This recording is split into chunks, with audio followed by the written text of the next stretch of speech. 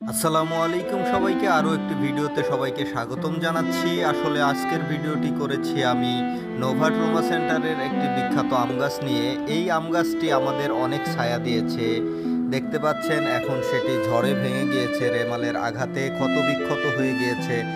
আমরা সব সময় এখানে আমাদের মোটর বাইকগুলো পার্ক করতাম, এই তীব্র গরমে মোটর বাইকগুলো এর নিচে সবসময় ছায়ায় থাকতো।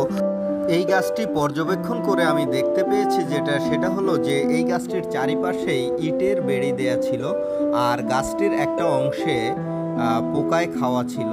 সেইখান থেকেই বাতাসের ঝাপটা এটা সহ্য করতে পারেনি। এই বছর গাছটিতে প্রচুর আম আসছিল আমরা দেখেছি। পাশাপাশি এই গাছটিতে অনেক ছত্রাক বা পরজীবী গাছ এই গাছের উপরে অনেক জন্মিয়েছিল। গাছগুলো দেখেন এখনও সবুজ আছে, যদিও আস্তে আস্তে এই গাছটা মারা যাবে। এই গাছের সাথে সাথে পরজীবী গাছগুলোও মারা যাবে, কিন্তু গাছের গুঁড়িটা এখনও অবশিষ্ট আছে। আমি চাইবো যে গুঁড়িটা থেকে নতুন করে আবার পাতা এবং নতুন কুড়ি মেলবে, যেটা আমাদেরকে আবার নতুনভাবে ছায়া দিবে। গাছটিকে অনেক মিস করব আমরা।